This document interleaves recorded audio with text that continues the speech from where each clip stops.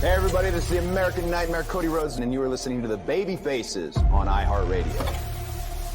Hey guys, this is WWE Superstar Tiffany Stratton, and you're listening to the Baby Faces on iHeartRadio. What's going on, y'all? It's WWE Superstar Kofi Kingston, and you're listening to the Baby Faces on iHeartRadio, baby!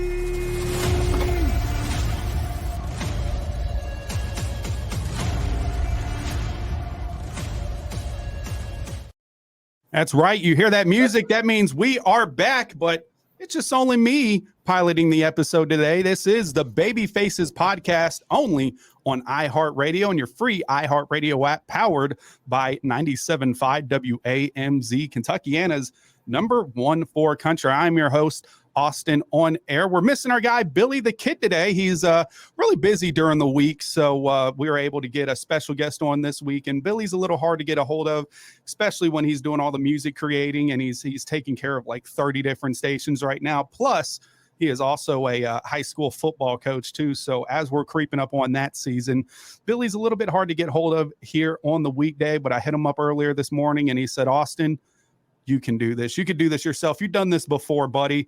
And he's left me back in the saddle. And we're back with another special guest, one that I've been looking for a long time. This is former WWE Superstar and the first ever Tough Enough winner. That's right, Maven Huffman. Welcome to the show, my man. How you doing? Austin, I have all the faith in the world in you.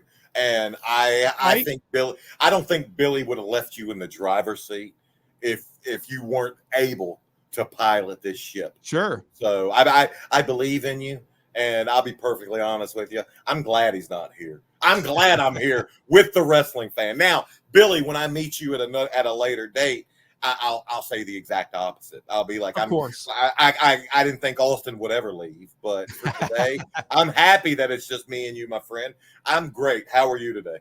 Dude, I'm hanging out here in Louisville, Kentucky. You've been here a couple times. We're in the doldrums of summer right now. It is probably somewhere near 90 degrees outside with like 30% humidity. And it's just, you look outside and your shirt starts to get all moist and sweaty. It's the humidity right now is pretty bad. One of the best things I'm looking forward to getting off when I get off of work here is not the brand new college football game that just came out, because I will be on that, but the pool in the backyard. Ever since owning a pool, it's been the light at the end of my tunnel on these summer days, dude. Above ground or in ground? It's an above ground. It's like one of like a little Wayfair Walmart one that we got, and probably about 15, 30 feet. It's got like the little PVC pipes that holds it up. And, you know, I take care of that shit. It's all mine. And my lovely girlfriend. I look forward to the day when something breaks it and the water goes everywhere and you get a video of that. Because I love those videos.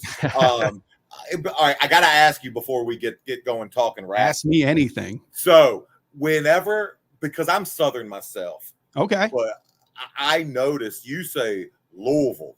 But I'm sure plenty of people come in Louisville. What is it? Obviously, you think it's Louisville. What's the correct way to pronounce your city? We always, every hardcore Louisvillian says Louisville. Louisville. You gotta say it like there's peanut butter in your mouth. Louisville. That's Louisville right there. It's, you know, when I used to live in Arizona all my life, and it's just kind of like one of those things. Once you get around people that talk about it all the time, and then you kind of just start to talk like them. It was Louisville when I lived on the West Coast, and ever since I've been indoctrinated back here the last 10 years, it's now the right way, Louisville. And we had Jade Cargill on a WWE Superstar not too long ago, and she was calling it Louisville, and that got a lot of people hot. But who am I to stop Jade Cargill from saying what she can and can't say? People do get mad, and I went back to Virginia for my goddaughter's graduation, and I've been in the New York area for since 2013. And when I first got here, everybody just thought because I don't look the way I should sound. I get that. And but it's just the way it is. But when I came back from being back in Virginia for a week, evidently my accent kicked back in, and it comes right back. I sounded more Southern than I do right now. So is that where you're from? You're from Virginia? Originally from Tennessee. And, Okay, I gotcha. Oh, that's south right there. Yeah, but that was just like the beginning of my life. Mhm. I grew up in Virginia, in the Okay. Waynesboro, Charlottesville, Harrisonburg Yeah. area, and oh my gosh, I didn't move. I don't think I never saw New York till I was 21. I Right. literally I saw about 5 states my entire life growing up. Dude, I'm like But the yeah, exact same Virginia. way.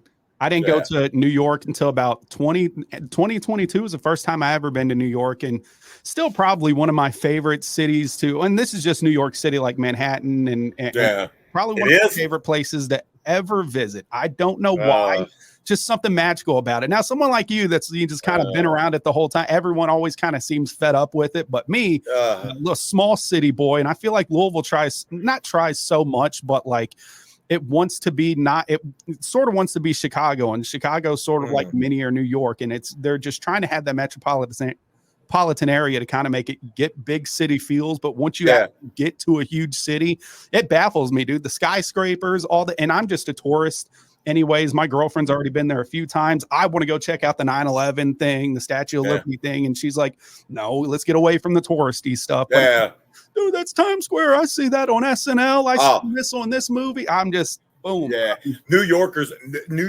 avoid Times Square like it's the central hub, like it's ground zero for COVID, literally. And it's seriously. And if you mentioned the 9/11 memorial, my office, I like that's literally where my office is. Wow. I'm a 9-iron away from there. That's where my office is. But the thing that sucks about this area is everything costs. Everything. Oh yeah. You mentioned football. I have a buddy who I watch a lot of football with, who lives as a crow flies. He lives 12 miles from me, and it costs $35 to go to his house. Sheesh. $35. That's just in tolls. That's ridiculous. ridiculous. And everything, the parking cost, everything is just, and that's what just sucks about being around here. Like it's easier to stay inside, huh? Like later on tonight, I'm going to go to the gym, like after probably about an hour or so after we get done with this. And it might take me 15 minutes. It might take me an hour. Oof. You just don't know. And that's what's tough about this area. Yeah, yeah, and it's a little bit different from then when you're actually staying at the Hilton somewhere outside of Manhattan, and all you're just doing is taking just a couple subways or whatnot. And hey, even that's a cathartic experience. Getting on a subway can be kind of sketchy, but also kind of thrilling in the same time. It's weird. It's not weird, but like it's one of those things where I think I'm in a simulation. I'm like, how are everybody in here is different? So you're telling me I see a guy with 3, like, what would you call them, dollies full of groceries that they just got from inside the city, and they're taking back home, and who knows how many subways that they have to take. And it's wild how people live their life like this. I used to work for the Brooklyn Nets a couple years back before I got into finance, and on my daily commute to the city was about an hour and 45 minutes. Wow. That's if everything went well. Yeah. We had a snowstorm, and I was leaving Brooklyn, coming back home, and one of the train lines was down, and it took me 4 hours to get home. Yikes. Think about that. And again, as a crow flies, I was about 8 miles from my house. Yeah. It's just tough. Everything's just tough. I'm an anxious person. If you would have asked me 20 years ago, I would have rather lived in Afghanistan than lived here in New York. That's big right there. That just goes to show never say what you won't do in life. So of course, life led me here, and I'm probably better for it because I was forced to get out of my own comfort zone. Yeah, and just learn something different. Absolutely. Well, life's led you here on the Baby Faces podcast, the official pro wrestling podcast of iHeartRadio Louisville. It's downhill from here. I made this podcast. Now it's downhill. Might as well just be saying your goodbyes at this point. So just let everybody know where else they can find you while they can. It was fun, guys. Thank you. From the WWE and the Undertaker all the way down to Austin on 4th Street in Louisville. What the hell happened to you, dude? You know what? That's going to be something I'm going to be trying to unpack for the rest of the day. Well, like I said, dude, I certainly appreciate you coming on. You've been always been a huge fan of wrestling growing up, and ever kind of watching you pop up on the wrestling scene, of course. Tough Enough, and it's crazy to think that Tough Enough just, my goodness, more than 20 years ago is when this happened. You were a part of the first one, and then you went on to go make a name for yourself. I know they've done a couple Tough Enoughs afterwards, but I don't think any of them have even really, and I like, you like to humble yourself, and a lot of people say you kind of knew your position on the card and where you stood, but I don't think anyone from Tough Enough and that's just new in the wrestling business over in the last couple of years, like the Pat McAfee's or the Logan Pauls, have really made like an impact or had a name that you have when you got into the business. So that's still got to be something cool. Well, I mean, I will humbly disagree with you. I laugh with my partner, my YouTube partner Zach, all the time. I tell him I'm not even my favorite Tough Enough contestant or winner ever. Wow. I'm not. Like, I love like Johnny Nitro. He's my favorite. Sure. I almost forgot that Johnny Nitro was on. Yeah. Here's what I can say. I was the first, and there's nobody that's ever going to be able to take that away from me. No one's ever going to be able to say they were the first, and that's something that I do hold in high regard. And at the end of all this, that's still pretty cool. It's still pretty cool to think that I did something like that. And I mean, I'm the kid that chased a dream. I'm the kid that saw something and said, man, how the hell do you do this? And, had enough belief in myself to say, I'm going to take a chance. If the answer is no, I can live with that. Sure. I can live. I try to tell people all the time, be able to live with rejection, because I've made more mistakes in my life, not knowing how to handle success, handling rejection. That's the easy part. You figure out how, or handling failure. You figure out what you did to make you fail, and you do something different. Sure. But learning how to handle success, that's the hard part in life. And that's usually where I've made my mistakes. But I'm very happy that, there's a little bit of wrestling history that I'm gonna be able to have in my back pocket for the rest of my life. Sure. And some of it is just even talking about and exposing on your YouTube and on social media. You really made a big groundbreaking statement ever since kind of switching and making your name onto YouTube over the last year. How's that been? I know you mentioned your partner, Zach. It's a guy that, I got in touch with and helped hook me up with you a little bit. So what's this whole YouTube thing been like for you? I know you on a few videos, you said you noticed how you kind of started off and you made mistakes, edits here and there. And now you're like, I would think that you're a YouTube pro. You and Zach seem to work everything. Everything looks really good, from thumbnails to like subject matter and everything like that. So what's this experience? What's this ride like, in almost getting like a second life in wrestling over the last year? It has been a second life, and it almost has been like a resurrection of my wrestling career. And it's funny, Al Snow actually texted me probably a month ago, just that he was proud of me. And he said, enjoy the second run. And then he said, like, don't F it up like you did the first one. That's Al for you. It's just constantly being open to learning. And there's times we'll do stuff that's something that won't work. And just being able to evolve, being able to do something, different the next time, and just always being able to just learn. I had no clue a year ago, because what's the date? The 16th. We're 4 days away from our 1 year anniversary. Look at that. Yeah. And congratulations. A year ago, if you would have asked me what my goals were with the channel, I would have told you very simply, I want to have, hopefully in a year, I'd love to have 100,000 subscribers. And I would love to be making a couple $1,000s a month. And like we've blew past that. Sounds about right. It's constantly now. It's okay. Now we've got this. How do we make it better? How can we constantly grow, constantly evolve? Because if you're not moving forward, then you're standing still. And if you're standing still, someone's passing you. So, that's what we're trying to do. Well, congratulations on that, dude. It's been awesome. I want to say I was definitely part of like your first 500 subscribers. You weren't. I totally that 1,000% was.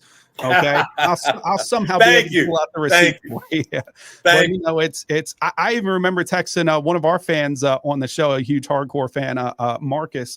We talk and text about wrestling all the time. I remember sending him a thing saying, you remember Maven, bro? And he's like, yeah, I remember Maven. I'm like, dude, you got to check out some of his content. It's like pretty cool because I'd always watch it while I'm like shoving down some Panda Express or doing some work here. And I'm just go ahead and plug on like a 13-minute video and just learn a couple things. So it's been pretty spectacular. And that's another reason why I think we have found success. Podcasts are tough. Mm-hmm.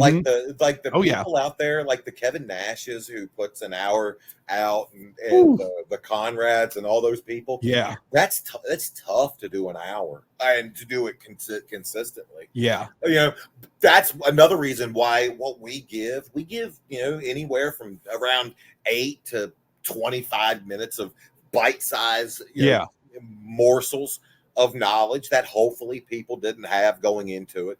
Mm-hmm. I always like to think that I make people, view wrestling a little bit different. They might watch the show a little bit different after they learn something from our channel. And again, like I told you, my biggest, the best comment I can get is when we either bring a former fan who doesn't watch the product, when we bring them back to wrestling, or when we have someone who I get all the time, I don't know who you are, I've never watched wrestling, but I love what you do. That's like that's awesome. That's the holy grail comment for me. Oh, that's awesome. Because they have no clue who I am, but we're entertaining enough that they still stay and watch. Yeah, you bring them in and make them listening. It's in radio called the time spent listening, right? When you just have, hey, dude, I've been listening to this for like an hour straight now. Went through 4 different episodes. Yeah, exactly. I talked about your subject matter on your shows. I think it's really, really cool because I'm not singling any other podcasters out. You have your Kevin Nashes, you have your Conrads, and anybody that's also other workers like yourself that's been in the business. And I'm sure you can every wrestling fan knows a lot of egos and a lot of personalities in the wrestling world. So like, I think, who would have ever thought, right? So when we come to your content, everything just seems to be a little bit more positive. Everything, there's really kind of no sway. There's really kind of no bias. Kind of tell it how it is, whether if you've ever been done dirty by somebody, or even if you have, it's just like, I'm wishing them the best. I hope that they're doing all right. Usually you don't kind of get that with everybody else. And like I mentioned, there is some bias. There is some, I'm not going to talk on that, but, and some of these old schoolers, it seems like the last thing that they actually want to talk about is wrestling because they see it already done fed up with the business. But you kind of make wrestling seems like, I think I kind of want to go do that now. Yeah. Well, I look at it as and I try to live my life with a few philosophies. One of the philosophies, actually, oh man, I don't know where I put my phone. Here we go. Here's one of my philosophies. Here's one of my philosophies.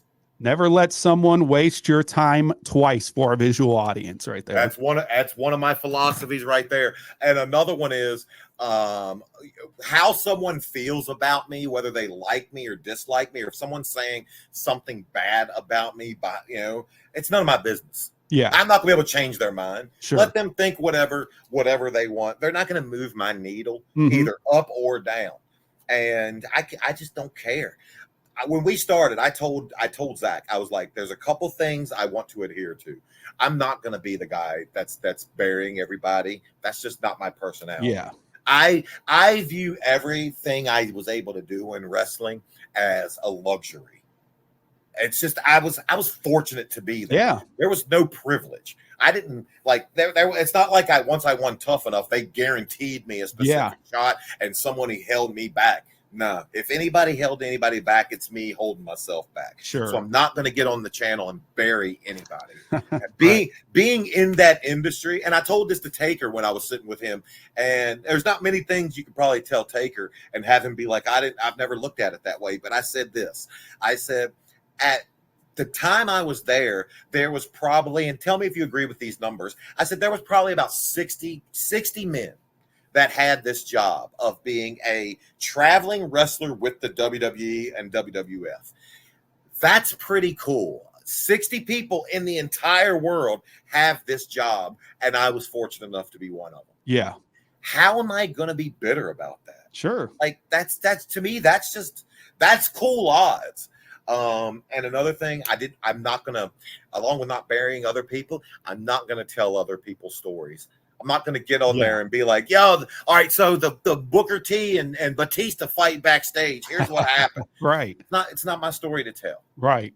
You know, and if I can bring people on, like we brought Devon on, and Devon talked about the mass transit incident. Yeah. Well, that's his story to tell. Mhm. That's why we brought him on. Tell Yeah. your story. Get your side of it. We obviously got Undertaker on, which, and you know, Undertaker. Everybody thought, you know, we talk about the Hell in a Cell with Mick. He's done that a million times. So we talked about the one with Shawn. That's Right.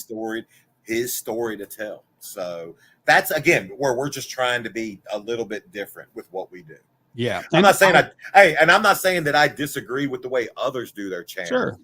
I'm a huge Kevin Nash fan. I'm Yeah. a huge Conrad fan. I'm a huge Stevie Richards and Renee Dupree fan. Oh, yeah. And there's enough room on this platform for all of us to succeed. We're not fighting for a time slot. We're not fighting for the Thursday night at 8:00 time slot. Yeah. We can all succeed, and we can all, you know, in the end, make money. In this Exactly. You mentioned Stevie Richards too. I listen to him a lot, and Stevie Richards is just Yeah. I never met the guy, but from all accounts, seems like a really, really, really good dude. I love his mind for the business. I love how he talks. Kind of, you know, I was listening to him, obviously, kind of a long before you did. He's on Vince Russo's show. If you're, I'm sure you're familiar with Vince Russo. I'm a huge Vince Russo fan. I mean, I like them all. I like everyone's different view, and just adding more to the pot makes them more fun. Let me ask you, because I'm a Russo fan too. Oh, let's go. How did you like? I kind of felt bad for him with the whole WCW. Yeah, who killed WCW? I felt bad for him. I felt bad for Goldberg. Me personally, like everything in life has a life cycle. Sure. And the one thing I do know about life is we leave with nothing. And there's nothing that on this earth that lasts forever. Right. And I think WCW just had its life cycle.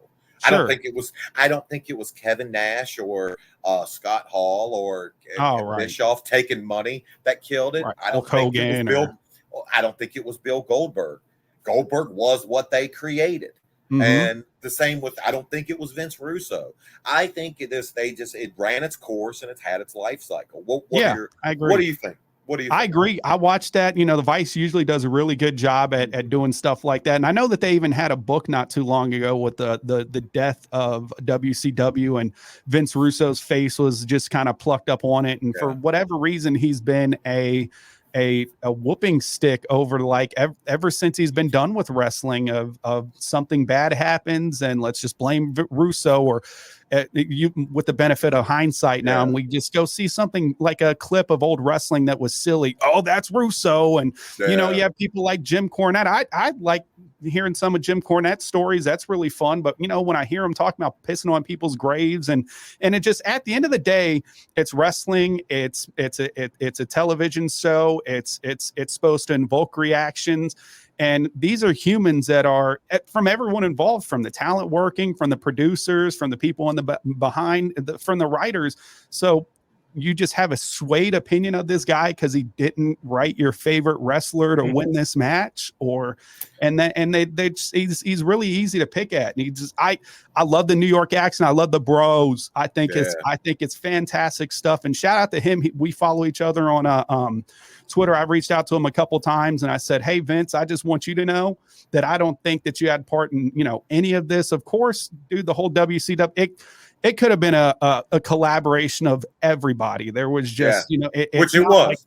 It's not like one person just like stabbed it. Everyone had Vince was sent by McMahon to go kill that company. And no, like you said, everything has a life course. And I think that was just kind of done with it after a while. I don't know if WCW would still be going strong today if those guys were never there. Everything was going to have a lifespan. And at the end of the day, WWE with their record numbers now and how they just keep going up, I don't think it still would have held up. I don't either. And Russo just he's an easy bullseye. Sure. He's an easy person for fans or for whoever to target and say, well, there's the reason. Yeah. That's the reason that it failed. And again, I encourage anybody out there. The only person, and I love Cornette stuff too. Sure. But when Cornette goes off on a rant and tirade on other people, all he's doing is upsetting himself. Yeah. I doubt these people care. No, I wouldn't care. They just like the sound bites because he's quippy and he throws these metaphors out that I never heard of before that make you go, what? He's the funniest, one of the funniest human beings I've ever been. He's got more one-liners than the next 10 people that I know. He's quick-witted. He's very extremely quick-witted. But I'm a 47-year-old man that has bills and responsibilities. I don't care what other grown men think of me that don't help me pay those bills or don't help me meet the needs of those responsibilities. Other than that, I don't give a shit. Think of what you want. If you like what we do, great. Love to have you. If you don't like what we do, but you're still watching, hell, you're still helping our algorithm. That's right. It's all about getting the eyes on you. And hey, if they have different opinions, and that's fine. You know, I'm not one of those people, especially when we're in such a binary, this side or this side. Like, I mean, who cares? I'm still going to live my life. I still want to treat you as a regular human being. If we had disagreements, then that's fine. We'll go do that. We'll still go out and hang out and have a good time and just try not to talk about it and make a stressful situation come out of it. Absolutely. And life's all about having disagreements and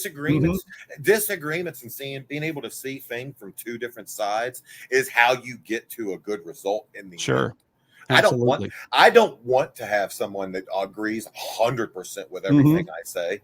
The good thing about my partner and I, the reason we do work is because we don't see the best route sometimes to get to a video. And it takes us pitching ideas back and pleading our case for why we think it should be this way. And then we come with a solution in the end. That's literally, I think, how the best product comes out. Yeah. No, you're absolutely right, Maven. I also wanted to we'll just kind of go and bring it back to I mentioned your YouTube partner Zach kind of reaching out and kind of help facilitate this, but it really all started from my friend of the show, Al Snow. Also a friend and mentor of you throughout your wrestling career. I just kind of wanted to talk about that. I mean, obviously you guys have a good relationship. Is it always, did that relationship, have you guys always been in talks and connections over the last couple of years since your exit from the WWE? Have you always been checking on each other, or has it just been kind of like reestablished here recently? He's the one guy. There's a few guys that I never lost touch with. Okay. Devon Dudley, I never lost touch with. Yeah. And Al Snow's another one. Like guys that I've recently got back in touch with is like Mark Jindrak. Like Jindrak and I were great friends. And then we probably lost touch for the better parts of 15 years. And recently he and I saw each other at a convention a few years back. And now we're back, texting each other every day. Oh, cool. But Al's the one guy that I just never lost touch with. That's awesome. And he's truly one of the just best human beings, not just people in this business, but just human beings. Sure. If I told Al I need you today, he'd find a way to be here. Absolutely. And there's not many people you can say that about, and vice versa. If Al called me up and said, "Hey, I need you in OVW to do a signing," when you need me there. My answer wouldn't be, "Let me see." It would be, "When do you need me there?" Yeah. And same with Devon. Whatever you need, I'm there. And that there's not many people that you run into life, that you could probably say that about. Al's one of those for me. Yeah. And Al, you talk to anybody. I mean, you even see him around. He's like a local celebrity now. Everyone respects him. Everyone just loves to talk to him. And even, I'm sure you watched wrestlers, and it's funny how he just kind of comes off very, very, how would you say, begrudgingly kind of older guy. I think Mick Foley said he makes Squidward seem pleasant in that whole series. So, but couldn't be one of the more nicer dudes. And I don't know how he does it. I'm not going to even try to speculate his age, but my God, the dude's still built like a tank. I don't know how he does it. Good, clean living. Living. I see he's got these big clubs that have to weigh hundreds of pounds, and he's doing that gimmick with it. It's like, my gosh, dude. Yeah, I see his posts where he's like, twisting the bam bam. Yeah. Things too. Al is also one of the guys who, he doesn't miss a workout. Mm-mm. He's going to be in the gym till the day he's no more. It's just a part of of something that's ingrained in his psyche. Like I've gotten out of the, like I figure like I had my run, you know, it's trying to be big and now I mainly focus on stretching. It's the one thing I wish I wish I would have focused on back in the day. And I stretch now every day for an hour. I mean, 2 weeks ago I had 2 needles this long stuck in my shoulder and in my lower back. Like my days of being, you know, in the gym, benching everything I can, they're just gone. They're just done. But right. If I can get my flexibility, you know, raised, I'll be happy. You'll be ready to go by Mania Vegas next year, bro. Hey, listen, I ain't saying I wouldn't. Somebody gave me the call and said, we're going to start putting this amount of money in your bank account. I'd try anything. I pray and manifest that into the universe that we get you back there someday, because I'm waiting on it. And I think dude, don't underestimate yourself. I think you get a huge pop. Well, maybe, but here's what I do underestimate is my ability to keep up with today's wrestling. Sure. Like I've said it on podcasts and stuff. Like I think like of a Ricochet. Ricochet does stuff I wouldn't do in a swimming pool. Like I can't even do in a swimming pool. Yeah, like I can't imagine that type of athleticism. Yeah, and I just think, and I watch the guys work now, and I'm like, okay, the business has officially left. Check that off your bucket list. It's but not really. You never know. Up. You never know. There's more in the wrestling business than just wrestling. Sure. Like if someone, I apologize, man. My work. If you hear that, my work computer's on. I turned all my notifications off. How unprofessional! I have no idea how to do that. I just found out literally how to do it right now. I just turned the whole computer off. That's how I get them off. But if people, and the funny thing is people are always like, you know, would you go back if the WWE asked you? I would listen to anybody. Sure. I would listen to, if AEW contacted me, I'd listen to them. I would listen to any business opportunity, because I didn't say no when this, you know, kid reached out to me on LinkedIn about doing a YouTube channel. That's right. You know, and look how that's changed my life. Yeah, exactly. And you're not letting he didn't waste your time. He's certainly not going to do it twice, right? No. And I very easily, because I probably get more, and I hate it that I can't do everything that people want, but I get more requests now than I obviously have in years. But it would have been very easy to see this kid's request and just be like, that's enough. Never mind.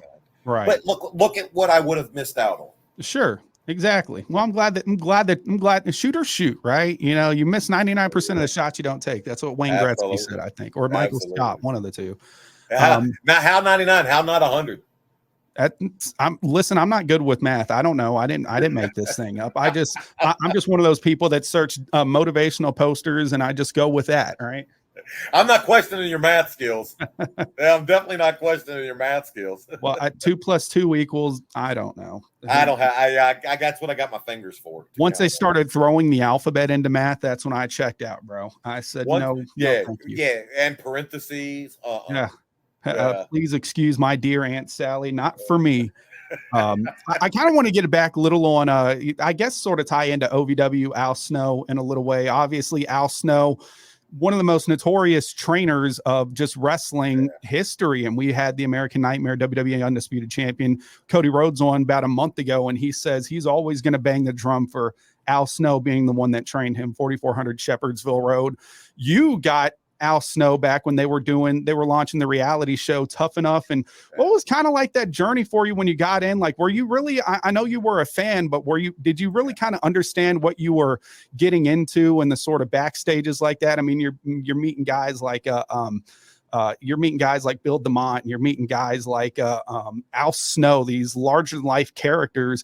Did you understand like kind of what you're getting into, and what was your mindset like? Do you think that kind of separated you from the other competitors during that first season? Well, I didn't know what I was getting into, but I knew I was all in. At the time, I had I was a sixth grade school teacher. I had a career, I had a profession. I had responsibilities back then as well. And my option, if I didn't win, if wrestling didn't become my vocation, my option was to move back into my mom's place and just start life over again. which I was okay with. I was good. I was willing to do. I was at an age, I was 24. So it's not like, I couldn't start over. But going into it with the mindset of, I got to put everything in on this. I got to do 100%. And I don't think others went into it with that mindset. Some of them went into it with significant others, with girlfriends, and they weren't ready to leave that. Some of them just didn't, I don't think understand what the life of a professional wrestler on the road is like. Yeah. And once they heard Hunter talk about what it was like, because everything he said was accurate, then it hit home. But Al was honest with us, if nothing else, from day one, honest with us to a fault. And I didn't know if I had what it would take to make it in the wrestling career as a career full time, but I knew I was going to give it my all. Mm-hmm. And I'd been in enough sports locker rooms to know I can wheel through a locker room. I can find my way around a locker room. Right. And I wasn't going to, be playing, talking behind people's backs or whatever. I'll make my home in a locker room. I know that much about my personality, but I just didn't know, do I have it, physically, and do I have it psychologically? Yeah. Because the in wrestling, the moves aren't the hard part. Mm-hmm. The psychology of it's the hard part. Knowing when and at what time to do the moves. That's what Al's the best at, right? The best. And Al one of the earliest ways he taught us that was he made us do a headlock match. Literally a 5-minute match with you just put a headlock on. And there's a way to put that one move on and still tell a story. And that showed me that there's more than one ways to skin a cat in this business. Yeah. And there's nobody better than Al Snow at teaching that. Absolutely. And like Cody, I'm honored to be able to say that he was my teacher, and I learned from him. Yeah. And he's still doing it now, at OVW, and that goes through its ups and downs, and it's gotten revitalized over the last year with the introductions of wrestlers on Netflix. You mentioned that you watched that. What did you necessarily think? Did everything seem on par with, yep, that's Al Snow for you? And just when we're talking about like an indie wrestling show, and obviously OVW doesn't have the ties that it once had to the WWE, they're still trying to stay afloat, and they have been, and it's all been some of the genius of Al Snow keeping the wrestling traditions going. You see a whole cast of characters on there. Hollywood Haley J, Cal Hero, we even had certified Luke Curtis on, and you even got to visit, come back, like you said, we were talking about right before the show. You got to come back and talk with Al and go through OVW. You think you could talk about that a little bit? What got you to come back, and what Al Snow necessarily wants you to do? Did you get to talk to any superstars that you like, or? Yeah, so Al's wife actually reached out to me. They were getting ready to do a roast of Al, and she wanted me to come and just be one of the people that roasted him. And obviously, again, I was more than happy to be like, great stuff. When do you need me there? And they were able to keep me hidden, so Al did not know I was coming. Mm-hmm. And I think I shocked a lot of not only Al, but I saw, you mentioned Haley J. Yeah. I was outside the hotel, and she gets out of a car and walks by and didn't know I was going to be there. She went, hi, didn't realize it was me, and then walked about 10 steps and went, oh my God. Then turned around. She was and ran and came running back, and she was like, I didn't know you were going to be here. Wow. But I was able to spend a few days at OVW and watch their setup. The way Al came across in wrestlers, obviously, anytime a television show is being, put forth, they have to have an agenda. And, they made Al out to be more, I think, of the, just like he was fighting to keep a business afloat, which he probably is. Mm-hmm. But Al, I didn't think they targeted enough on Al's, just how amazing of a wrestling brain he has. Mm-hmm. But again, they have a show to put on. Yeah, they did a good enough job, though, that I think the show was one of Netflix's, most highly rated shows at that time. So that I'm happy about. But I got to spend a couple days with a lot of the guys there, and I mean, Cash Flow, I got to speak with him. Yeah. Who was the rocker guy? Was that I know who you're talking about. It should get it's in my phone. Rock. It should come. It should come off the top of my head, but yes, they were giving out they give out earplugs at the show for merch for them too. I know what you're talking about. Such a good gimmick. But I got to spend a little bit of time with a lot of them there, and I hope if nothing else, I was encouragement for them. Mm-hmm. Showing them because I was older than most of them, but I'm not only where you hopefully could get to, but man, you could blow by the career I had, and there was no better place that you could possibly be in. There's 3 schools that I think of whenever anybody asks me, hey, I want to get into wrestling. How do I do it? There's 3 schools that come to my mind that I would send anybody to. OVW, obviously.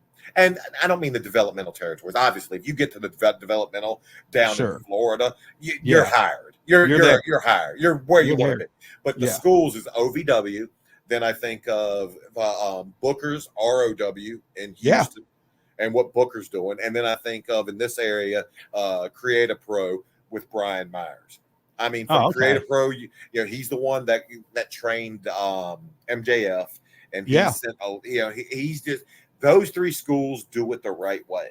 They run amazing schools, and I'm not saying that there's not other schools out there that do it. I'm not familiar with them, but those are the 3 schools I'm familiar with. That if pro wrestling is something that you truly want to get into, I would find a way to get into any of those schools. Because you're going to be trained by 3 guys that's been to the top of the mountain, that knows what it takes to create a television star. And that's the same link that Booker and that Al have. I'm teaching people how to be television stars, because wrestling on the indies and wrestling in front of a television audience, man, that's two different horns on the same goat. Exactly. It's just a different animal. And you have to learn from someone who's been there on how to do that. And those guys they're just your classic workers. I mean, I think pro wrestling in the age of 2024, I think, and it's completely fine if you're into it. If you take the wrestling part way too literal, sometimes people get caught up in the whole 5-star stuff, and some people get caught up in, well, there's 3 hours of wrestling on, and really only 21 minutes and 36 seconds were actual wrestling, and they just kind of it's supposed to be a show. It's a television show. It's a television show, and we've seen Al work before. It's how you sell facial expressions. It's how you sell moves. How once you do a move, to get up and look at this camera, look at that camera, because you're trying to get an audience at home, and that's what you're captivating more or less, rather than the scripted simulated fights. I hate to use that word, but like that's how it is, and that's what I'm always arguing with people about. And Al Snow, those guys, Brian Myers and Booker T, they're the best at. They're classic workers. You could be a good wrestler, but not a great worker. Would you agree with that? 1,000 gazillion %. Absolutely. And Brian's one of the best workers that I've ever been around. Yeah. And obviously Booker is probably one of the funniest human beings I've ever been around. And throw on top of that he was a hell of a worker. Sure. And then on top of that, with what all 3 of those guys have, is they could entertain. Yeah. They could take their wrestling knowledge, they could put a 5-star match out and be entertaining. And if you're wanting to get into this business, that's what you want to be around. That's the people that you want to learn from. Because I don't want to learn how to do something from someone who hasn't been where I want to go. Yeah. Because pro wrestling schools aren't cheap. They're not free. And you just want to get the most bang for your buck and the most for your time that you're going to be there. I remember when I was on, one of the craziest things I had to learn, we were out at the ring, before Raw, and one of the cameramen came up to me, and he had to teach me how to find the camera to sell to. Wow. Because you just mentioned it. He was like, stop watching, and it's just all guys watch the monitor. They watch the Titantron. It's second nature. You can't help it. It's like when you watch a running back, that broken 80-yard run, and you see him looking up, watching themselves. It's the same in wrestling. But he taught me to, if they have a handheld and you see the red light on, how to sell and sell Yeah. with your face up, and how to, if you don't see a light camera, then that means the hard camera's got the shot. So Right. you sell them back around to where you're facing the hard camera. Yeah. And that kind of stuff takes time to learn. Yeah, that's always been so fascinated with me being in radio and production. The production of wrestling, and especially WWE to be exact, is amazing. When I go to a live show, I am also just as fascinated in with how they do this production stuff. And like a lot of people, I don't mean to go off on a side street here. We were at WrestleMania. It's tell by my hat in Philadelphia, one of the greatest times I've ever been to. We got credentialed media. We got to go sit in the press box. But at the end, when they were doing the Undertaker spot, everyone on the internet could swear to you that the Undertaker waited under the ring for 3 hours, a whole show. No, they kind of rushed him out through the crowd, but like they do so much at distracting you from when they actually pull somebody out that you don't even know it. And you're like, I was sitting there looking at that and I would have never guessed it. It's a magic show. It's a magic show. Literally is. Look over here. Look at here. What's in this hand, and the trick's taking place down in this hand. And I know it wasn't, because I know Undertaker's partner Matt Lyda, who told me Undertaker was up in the box for the whole show, and then at one point we had to be like, all right, I got to go down. Got the call, and Taker's wife, Michelle, didn't even know he was going to do it. Wow. Only a handful of people knew. So they thought Taker was going to the bathroom or whatever. But then next thing you know, he shows up at, on Mania, and he definitely wasn't under the ring for the 3 hours. No, that's what, and Cody even came on and said that dude was in and out like that. You would have never guessed the Undertaker being as, I don't even want to say as old as he is, but in his older age, he said he rolled into the ring quicker than I ever seen anyone do it. So Taker still got it, man. I was with him, a month and a half, 2 months ago, and I was at his property. He's in phenomenal shape. Oh man, like phenomenal shape. Like we filmed for 2 hours, and then I spent 5 hours there on his property, and he looks like, obviously he just had his hips done, and I think he had both of his knees done, so his body's probably hurting him. Yeah. But he looks like he could run. He looks like he could get out there and go right now. Like I right still now. do not want to meet him in a dark alley. Man, absolutely not. Man, he's the nicest guy on earth. It's funny. We were there and we got done, and he's got 2 kids there, and I'm playing his daughter is a hell of a football player. She's a quarterback. And I was like, throw me a few. And I was thinking she was going to, throw like a girl or what. Oh no, she's rearing back and whipping it to me. And I was like, damn. I thought it was Brett Favre throwing you a ball. and after a few hours, we were there. He took me around his whole property on his side by side. And then we're still outside and we're just, talking. And his daughter and his son says, Maven, you want to see my bedroom? And I'm like, I doubt your dad wants me, trying through his house. And Taker was like, no, it's fine. Show him your bedroom. And I was just like thinking to myself, I was like, man, I'm in Taker's house. Like, this is nuts. This is nuts. And then his daughter said, you need to see my dad's steam shower. And I was like, I'm 100% sure your dad doesn't want me traipsing through his bedroom. And he's like, just take your shoes off. You can look at it. Wow. And then 5 minutes later, I got Taker. I'm in his steam shower, and he's explaining to me what his thoughts were when they were building the house. And, wow. He was like, and I'm just, and in my mind, I'm just like, what is happening? What is happening? Like a year ago, people just didn't even remember I used to wrestle, and now I'm in Undertaker's bedroom. The freaking Undertaker. And just amazing. And you're on his show, the 6 Feet Under podcast, and obviously you have history with the Undertaker, one of the more infamous.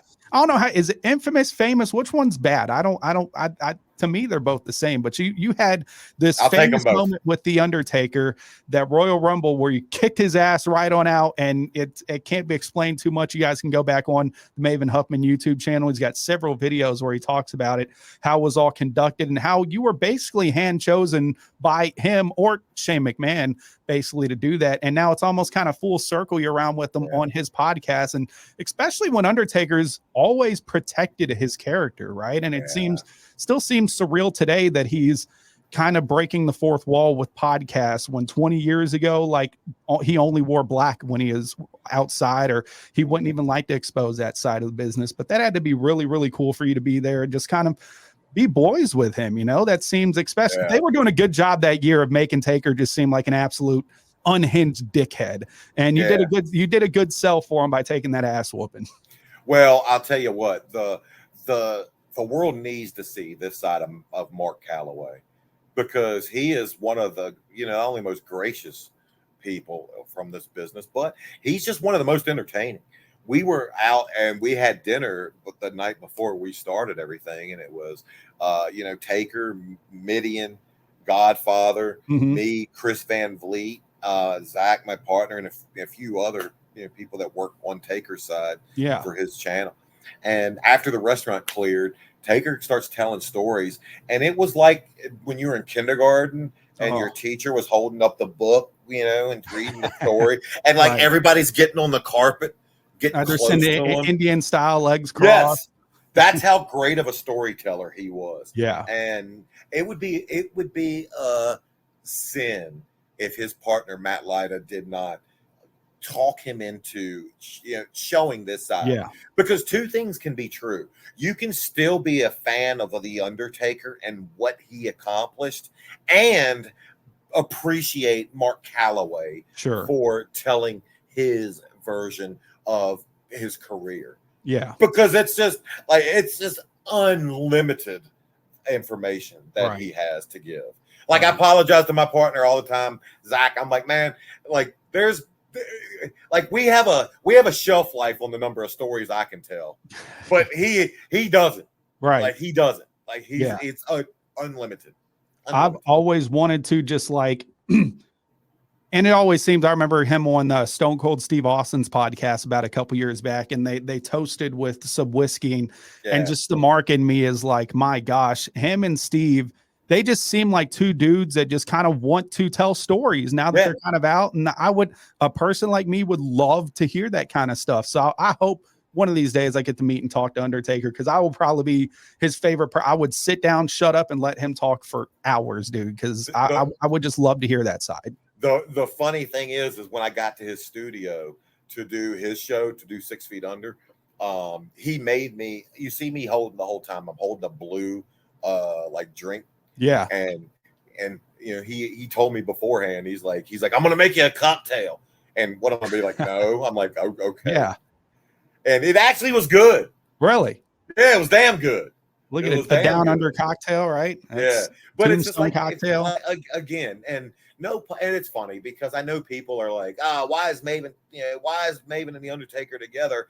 I know I wasn't on his level in the ring. Like we had our run in the beginning of my career, and that was it. It's not like I was a main eventer or Hall of Famer or nothing, but it still just shows his graciousness that we can still be boys. Yeah, I'll argue Midian wasn't on his level either, but Midian's still a founding BSK member. Yeah, they're still boys. Just because Midian wasn't a main eventer, are you doubting what he knows? Of course not. Midian was naked on TV before that. The Undertaker wasn't doing that. But they're still boys. Midian talked about what they put in that bucket that they poured on poor Sonny's head. The slop. Oh God. The slop. The old Godwin days, right? Yeah. God. I might have quit. I might have been like, nah, you're not pouring out of my head. Some of the stuff, that just went into it back in the day. And once again, the fascinating stuff, what they did, they says like bread and milk and oatmeal and stuff like that. I may be wrong on those, but I remember watching and seeing the clip. Are you a big fan of like today's WWE? Do you find yourself like watching Raw or SmackDown, or kind of paying attention to any of the PLEs that go on or any of the stories? Don't watch it. Don't watch it. It's too tough. It's like, and I've said this also on the channel, it's like watching the love of my life, my ex-girlfriend, on a weekly basis, take her new boyfriend to dinner and being invited. I don't want to sit and watch you at dinner and making out across from me. That's great. Right. Glad you guys are happy. It's just too tough. Like, because I still love, and like I still love wrestling. and I still look at it, and obviously I'm still human. Like the jealous part of Yeah. me is gonna wish I was where these people are. So it's just easier just to not watch. I'm rootful, and I get like stuff on my feed. Like I'm a huge MJF fan. And I know he's not a WWE. I know he's not a WWE, but he will one day. Yeah, sure. He'll be there one day. He'll get that tattoo covered up eventually. Bigger and better tattoo. I catch up on my feed, and it's just it's too. Sometimes it's easier to do that too. I've discovered like the Hulu version when it comes out the next day, you can kind of skip through what you don't want to see. But me personally, my love for wrestling has been reignited over the last couple years, just because, and I'll go ahead and admit it, it was a little low and lackluster during the late 2010s, and it got into 2020, and of course the pandemic and everything like that. But what turned into one of my favorite wrestlers, and I never thought it'd be happening, but everything that Roman Reigns has been doing with the bloodline, it's been phenomenal. I'm so glad I've got to be a part of so many shows to where he was featured and that whole story was played out, and hell, even seeing it, I guess one of the chapters closed with the WrestleMania 40 with Cody getting the belt. So like it's been hot. It's been probably just as popular as it's ever been. I was just going to ask you, Maven, if whenever you do, because I have no doubt that one of these days a major promotion will go ahead and call you. I think they'd be silly not to have you somewhere, either as a writer, booker, or some sort of producer, agent to a show, because you have that sort of knowledge that most of these kids can use. And I say kids because they're all younger than me now, but do you think that you could probably take that, like that Al Snow role? And if you could have like any superstar going now, like who would you like to take under your wing and really kind of just show them this is how it's done? Honestly, oh my gosh, putting you on the spot. Yeah, probably an MJF. Just because, and I don't think he's doing anything incorrectly or wrong. I really believe, I think he can be a generational type kid. Like I think he's just different. But like I hope he doesn't get in his own way. Not saying he will. I know it's easy to start believing your hype when people are telling you how great you are. Yeah. I truly believe he could be one of those guys in 20 years we're looking back as one of the best to ever do it, and probably one of the best heels to ever do it. Because he's different. Like he's just different.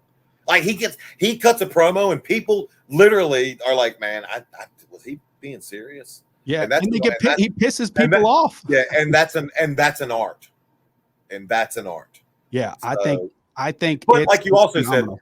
Said, like I love what Roman's done. Hell, I've worked with his brother. I mean, and I worked with his family, and Umaga, hell, was one of my best friends. Yeah. I still remember being on the road with Eki, and that whole family is just so super talented. So to see what he's become.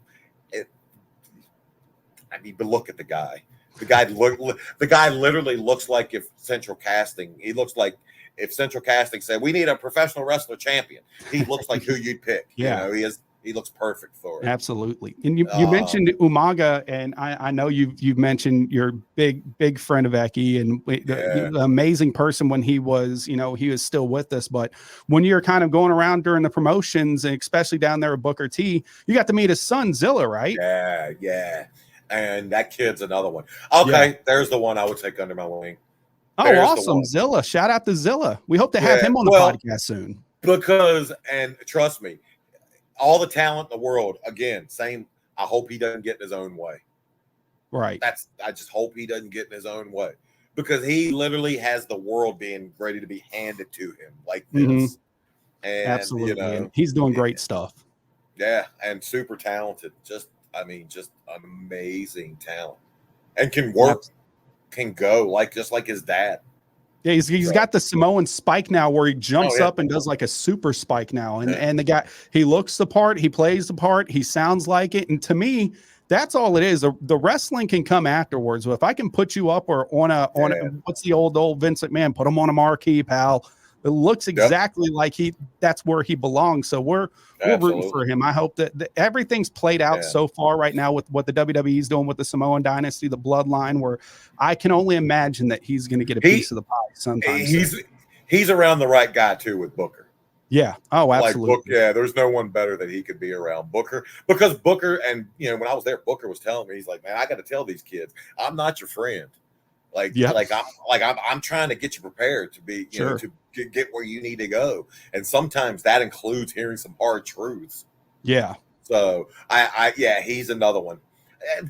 It's crazy though. All those Samoans, Rosie and Eki, were two of the most athletic guys I've ever in the ring with, and both of them were big men. Yeah. And Zilla is the exact same. As big as he is, he's just super athletic.